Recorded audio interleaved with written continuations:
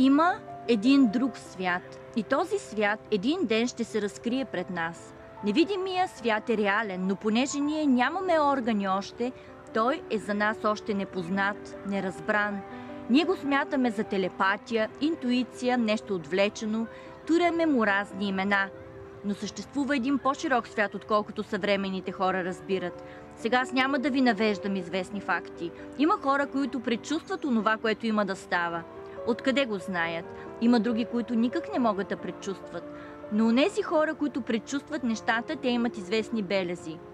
Ако разглеждате човешката култура, онези хора, които интуицията е развита, имат известни белези в очите. Ако разгледате човешкото око, ще видите, има известни петна в него. Такива петна, както при слънцето, ще ги видите в окото на всички онези хора, които са надарени с ясно виждане, които имат туй зрение, защото има хора, които виждат зад стената. Има издадени книги за това. Виждат зад себе си, виждат и отпред и отзад, навсякъде виждат и знаят какво става. Какво означава думата перцепция или думата интуиция? Това са сложни думи, които трябва да се изяснят. Частичката ин в думата интуиция означава вътре. Тао пък означава главното условие на живота – Бог, който се е проявил отвътре навън. Бог влияе на човека със своя ум и той му се подчинява, като придобива общ център с него. Тогава казваме, че този човек има интуиция. Интуиция може да има само онзи човек, който има обща връзка с Бога, с първичната причина. И животните имат връзка с Бога. Чрез ума на Бога те се направляват и по този начин избягват много нещастия. Ако и ние сме свързани с ума на Бога, ще знаем кога ще дойде Господния ден. Много начини има, по които човек познава ще се оправят ли работите му или не. Бог не е оставил човека в тъмнина, дал му е възможност сам да се справя, да не се лута от едно място на друго. Достатъчно е да се вглъби в себе си, да провери как ще се наредят работите му. Без да се допитва до някого отвън, той сам ще разбере. Затова се иска здраве. Ако човек е здрав, работите му се нареждат добре. Той усеща в себе си вътрешен мир и разположение. Ако работите му започнат да се развалят, той губи мира и разположението си. Вътрешният начин на проверяване на нещата наричат интуиция. По интуитивен път човек може да знае какво ще му се случи в живота, кога ще умре и всичко останало. Оня, който няма интуиция, нищо не знае. Той живее от ден за ден и гледа на всичко, като на една случайност. Над пъпа, под лъжичката има едно място, наричат го слънчев възел. Някои го наричат стомашен мозък, в скоро време са го наричали сърцето на човека. Там е интуицията. По някой път вие чувствате, че нещо ви нашепва. Какво ви нашепва? Вярно е. Каквото мислите с мозъка, едва 1/100 излиза вярно. Долу под лъжичката, като мислите, всичко е вярно. На 1000 мисли, само една ще има изключение. Интуицията е слънчевия възел. Някой път умът се координира с интуицията, когато сърцето и умът са в съгласие. Когато мислиш правилно, в една мисъл трябва да има светлина. Щом няма светлина, мисълта ти не е вярна. Същината на човека се крие в неговото съзнание, което всеки ден го повдига все по-нависоко и го опътва в живота му. То му нашепва какво да прави, как и кога да прояви. В този смисъл съзнанието на човека не е нищо друго, освен неговото ръководно начало. Някои го наричат още интуиция, ангел-пазител и други. Който слуша гласа на своята интуиция, работите му се нареждат добре. Престане ли да слуша този глас, всичко на зле върви. Ако искате да бъдете свободни, дръжте връзката си със своето ръководно начало. Това не значи, че няма да се натъквате на мъчноти. Ще минавате през мъчноти, през страдания, но лесно ще се справяте. Задачата на човека е да развързва неправилните връзки, да се освобождава от ограниченията и да прави съзнателни, разумни връзки. Съзнателни и естествени връзки са тези на ученика с неговите учители. Той прави връзки, защото има желание да учи. Желанието на човека да придобива знания е естествено. Колкото по-силно е желанието му да учи, толкова по-правилни ще бъдат връзките му с неговите учители. Някои от просветените египтяни са придобили знанията си именно по този начин. Те са били поставени в магнетичен сън, през което време излизали от тялото си и се издигали високо в пространството, откъдето наблюдавали Земята и разположението й около другите планети. Човек е книга, която първо той трябва да чете и изучава. Малцина четат книгата на своя живот. Тази е причината, поради която хората не се познават. Като не се познават, те ходят при врачки, при учени хора да им говорят за миналото и бъдещето. Миналото, настоящето и бъдещето е в ръката на самия човек. Той трябва да отвори книгата си и да чете. Нищо повече. Ще кажете, че нямате интуиция, с която да познавате хората. Интуицията е божествено чувство. Който познава общите идеи и се ръководи от тях, той има интуиция. Ще дойде някой да ме пита, добър човек ли е? Това е специфична идея, а не обща. На специфичните идеи не може да се отговаря. Ако аз кажа, че е добър, друг ще каже, че не е добър. Защо? Защото понятието за добро днес е специфично. Във всички специфични идеи има подценяване или надценяване. Обаче има и обща идея за доброто. Според тази идея казвам: всяка чешма, всеки извор, който не престава да дават от своето изобилие, са добри. Всяко перо, което не престава да пише, е добро. Всеки човек, който от рождението си до края на своя живот не е казал една лоша или обидна дума, е добър. Всичко, което не издържа на тия условия, се отнася към специфичното добро. Има нещо в човека, което му показва какво е настоящето. Това, което наричат интуиция, не е нищо друго, освен онова непосредствено схващане в него на това, кое е настояще и кое е минало и бъдеще. Щом схване момента изведнъж, това е настояще. Ако изучава нещата, това е вече минало. Това, което човек схваща с интуицията си или с божествения си ум, то е настояще. Следователно, всеки човек трябва да обърне внимание на своята интуиция. По какво се отличава интуицията? Интуицията или божественото чувство в човека се отличава по това, че всяка мисъл, която иде от интуицията, не произвежда никакво раздвояване нито в ума, нито в сърцето, нито в съзнанието на човека. В интуицията има единство на нещата. Това е настоящето. Аз наричам настоящето божественото в света. Бъдещето е ангелското, а миналото е човешкото. Ангелите представят бъдещето. Те са минали по-напред в развитието си от човеците. В сравнение с ангелите, хората са изостанали много назад. И в религиозно отношение те са изостанали назад. Човешката религия е религия на миналото. И ангелите имат своя религия. Ние проповядваме божествената религия, религията на настоящето. Тази религия се заключава в онова вътрешно, интуитивно божествено чувство, което схваща отношенията на нещата към тази велика сила, която дава живот. Един ден вие ще съзнаете, че и миналото, и настоящето, и бъдещето съставят една реалност. Миналото принадлежи на онези същества, които са изостанали. Бъдещето на онези, които са напреднали, а настоящето, това представя ония прояви, които всеки момент стават в нашето съзнание. Това е божественото, което регулира всички неща. За човека е необходимо и миналото, и бъдещето. От миналото човек се ползва, от бъдещето се вдъхновява, а от настоящето той придобива импулс да работи. Като ученици вие трябва да изучавате себе си, да проверявате нещата, за да се домогвате до реалността на живота. Например, някой ученик се явява на изпит, очаква да получи шестица, всъщност свършва изпита си едва удовлетворително. Друг пък се колебае в себе си, а свършва добре. Той трябва да се вслушва в себе си, да не изпада в противоречия. Реалността изключва всякакви противоречия. Като развива своята интуиция, човек постепенно навлиза в реалния живот. Изучавайте природата, за да разберете езика ти. Когато развивате вашата интуиция, не турете ума си на работа. Умът като работи, той спъва интуицията. Оставете ума си свободен, в едно чисто състояние да възприеме божествените мисли, които се отправят към нас. В той почиващо състояние забравете всичко. Заемете положението на едно дете, което очаква майка му да го вземе и нахрани. И няма да мине дълго време, ще получите отговор.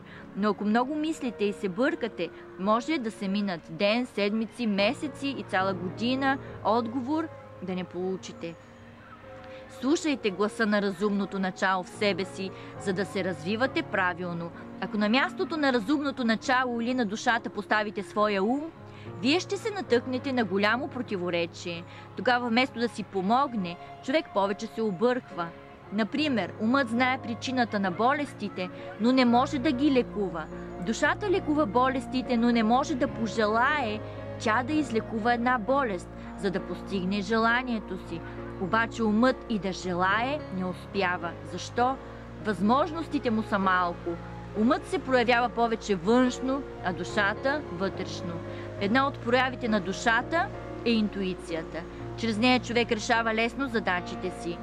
Ако сте загубили някакъв ценен предмет, интуицията веднага ще ви подскаже къде е и лесно ще го намерите. Оставите ли тази работа на ума, ще изгубите много време и пак няма да я разрешите. Представете си, че сте изпратили на една и съща работа двама слуги. Дали сте им срок да свършат работата и да се върнат на време вкъщи. Те започват да работят, но скоро се отказват и се връщат при господаря, когото искат да убедят, че е невъзможно да свършат тази работа. Господарят, който е заинтересован от работата, отива за и ги заставя да направят още един опит. В този случай с негова помощ те свършват работата. Слугите представляват ума и сърцето на човека, които имат по-малки възможности, а господарят – интуицията, т.е. човешката душа. Каже ли душата, че може да направи нещо? В този случай с негова помощ те свършват работата. Слугите представляват ума и сърцето на човека, които имат по-малко възможности, а господарят – интуицията, т.е. човешката душа. Каже ли душата, че може да направи нещо, трябва да вярвате. Каже ли умът, че човек не може да се откаже от слабостите си, не му вярвайте. Думата има интуицията. Тя знае, че човек може да се справи със своите слабости и да ги превъзмогне. Щастието на човека се заключава в това, когато умът и душата му са пробудени и са в пълно съгласие помежду си. Има случаи, когато някои хора имат буден ум, а спяща душа. Други пък имат непробуден ум, а будна душа. И в двата случая човек разбира нещата едностранчиво, или само външно, или само вътрешно. За да не изпада в противоречие, той трябва да разбира и външно, и вътрешно, т.е. и с ума, и с душата си. Често животните интуитивно схващат нещата по-добре от човека. Това показва, че интуицията от тях е по-силно развита, отколкото у някои съвременни хора. Казвам, работете съзнателно върху развитието на вашата интуиция. Ако човек се остави свободно, с пълно доверие на своята интуиция, той ще има по-добри резултати в живота си, отколкото ако действа изключително по своя разум. Ако човек е болен и се остави на своята интуиция, т.е. на разумните закони, които ръководят целия му организъм, той ще се излекува в скоро време. Оставете се свободно, без страх на своята интуиция, т.е. на божественото в себе си и ще видите какви резултати ще получите. Интуицията от човека е неговият разумен баща, на чийто гръб той може да се качва без страх, без тревога. Този кон ще го занесе дето трябва. Всички сте виждали какво правят малките деца с баща си. Като се върнете от работа, едно по едно децата се качват на гърба му да ги носи. По същия начин и вие понякога се качвате на своя кон. Карате до някъде, докато го изморите добре, без да свършите някаква работа. Всички неуспехи в живота, всички морални падения се дължат все на обективния ум на човека. Това не се дължи на злата воля на човека, но в обективния ум се включва съдържанието на миналия живот. Когато види, че направите нещо, което не е по негово желание, обективният ум ще донесе хиляди доказателства, за да ви разубеди да не го правите. Например, някой иска да стане сутрин рано, но той веднага ще започне да го разубеждава. Поспи още малко, докато изгрее слънцето, защото вън е студено, 15 градуса студ, ще се простудиш. Виждате, че този човек слуша обективния ум и не става да си направи молитвата. Много хора стават невръстеници, заболяват от ред болести, защото се подават на съветите на обективния ум. Той казва: не се качвай на този трен, защото ще дерайлира. Не излизай сутрин рано на разходка, защото ще се простудиш. Не се качвай на планините, ще паднеш и ще си струшиш краката. По този начин той наплашва човека, вързва го на едно място и му става господар. След това човек започва вече да вижда неправилното положение, в което е изпаднал, но мъчно може да се освободи. Забелязано е, че всички хора, в които обективният ум е силно развит, говорят много, като преповтарят едни и същи неща от миналото.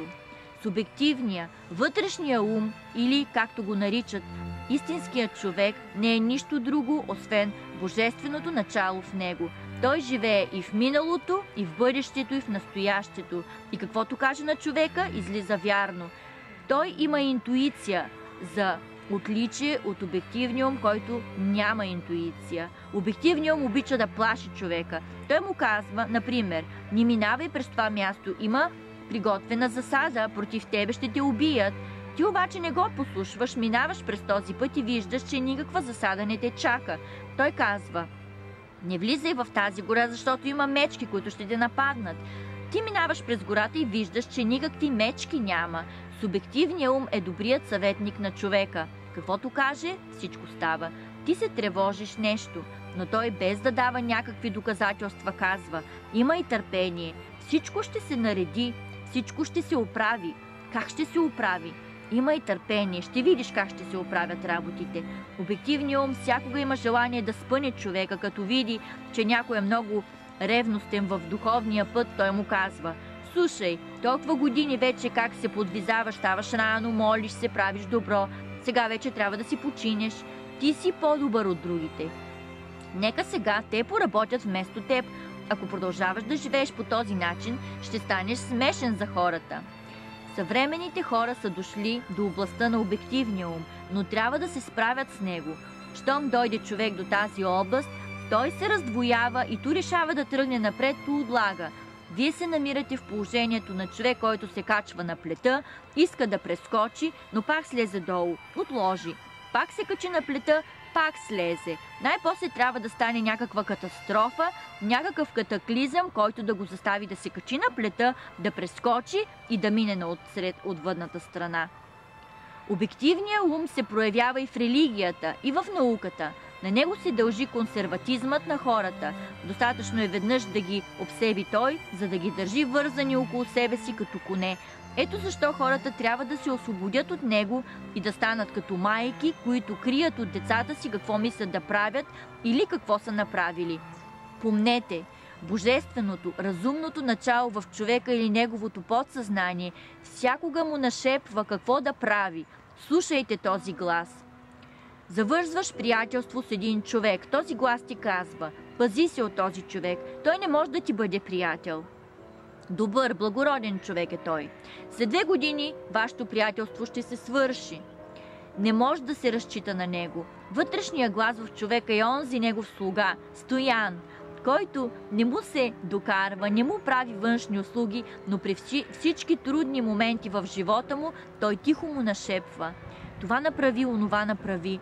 Който слуша неговите съвети, никога не се излъгва. Този глас наричаме божествено чувство или интуиция. Тя предвижда всичко, каквото може да се случи в живота на човека и го предупреждава.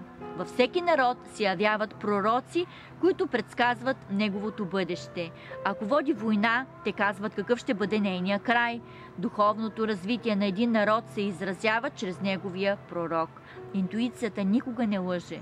Каквото чувства човек интуитивно, това става.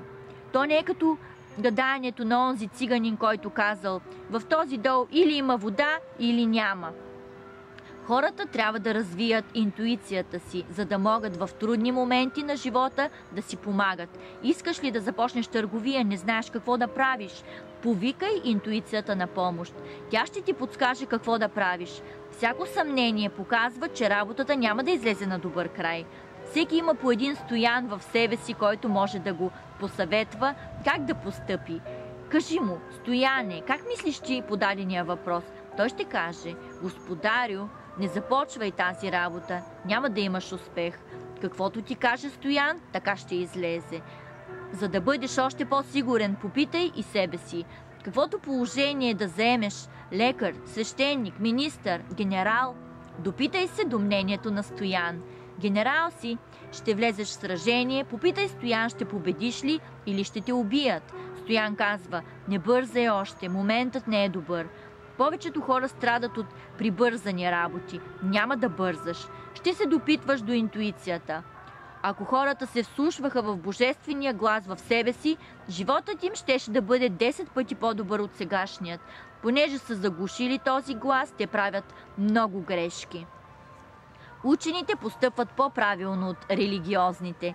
Преди да се произнесат върху даден въпрос, те правят ред измервания и изчисления. По отклонението на светлината в специални инструменти, те съдят за разстоянието на една или друга звезда от Земята и като направят десетки наблюдения и изчисления, тогава се произнасят. Религиозният казва: 5 горе, 5 долу не е важно. Не е така. Не е безразлично дали едно събитие ще стане 5 години по-рано или по-късно. Явленията в природата и живота стават по точно определено време. Казваш: трябва да бъда религиозен. Защо? За да развивам интуицията си. Не само религиозният трябва да работи върху интуицията.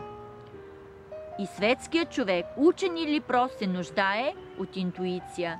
Има значение кое днес именно е потребно на човека. За тази цел необходимо е той да работи за развиване на своята интуиция. Тя ще му помогне в много случаи на живота. Когато интуицията в човека е развита, той знае кога и какво да говори, какво да направи, какво да научи и така нататък. У когото интуицията не е развита, той не знае къде какъв разговор да води. Дойде му някой приятел на гости и той започва да говори работи ни в клин, ни в ръкав. И в края на краищата двамата остават недоволни. Като си отиде приятелят му, той казва: не трябваше да постъпя така. И аз не исках това, но така излезе. Да имаш интуиция, това значи да разбираш кому какво е нужно и да го задоволиш по най-разумен начин. Ако срещнеш някой философ, ще се разговаряш на неговия език. Необходимо е всеки човек да развие в себе си интуицията. Тя му е дадена от Бога, за да схваща той отдалеч събитията. Условията се дават даром, а резултатите се придобиват. Това значи, условията за развиване на интуицията са дадени на човека даром, а той трябва да работи върху себе си, да прави усилия да я развие. Когато се развива интуицията, човек престава да се дразни, става тих и спокоен, придобива разположение на духа и вътрешна радост. Той не допуска вече в съзнанието си нищо чуждо, а в ума си нито една отрицателна мисъл и в сърцето си нито едно отрицателно чувство. Интуицията изключва от себе си всякакви одумвания, всичко речено, казано. Който се ръководи от своята интуиция, той е затворен за шума на външния свят. Той влиза в сърцето си, затваря се там, взема бърсалка и започва да изтрива. Кой какво казал, това се изтрива и остава чисто сърце, на което ще се пишат само божествени работи. Красиво е да отидете до една чиста дъска, на която нищо не е написано и очаквате да дойде Божия пръст да пише. Красиво е да спрете да си починете на една неразорана нива. Ще си починете и ще се помолите Бог да изпрати работници да изорат тази нива. Красиви места са у нея, на които човешки крак не е стъпвал, нито човешкият живот е орал. Тези места са девствени и те очакват Божия крак да стъпи върху тях. Сега моята цел е да насоча вниманието ви към тия места, тях да търсите. Вие четете произведенията на някой поет, но виждате, че много човешки крака са стъпвали на тази нива, която той е орал и сял. Преди тебе никой не трябва да е стъпвал на мястото, където ще ореш и ще сееш. Това място е определено само за тебе. Нека всеки стъпи на ново, чисто място, определено само за него. От това място той ще определи посоката на своето движение. От своето място той по-добре ще разбере и другите хора, по-добре ще определи и техния път. Всяко нещо се цени и познава на своето място.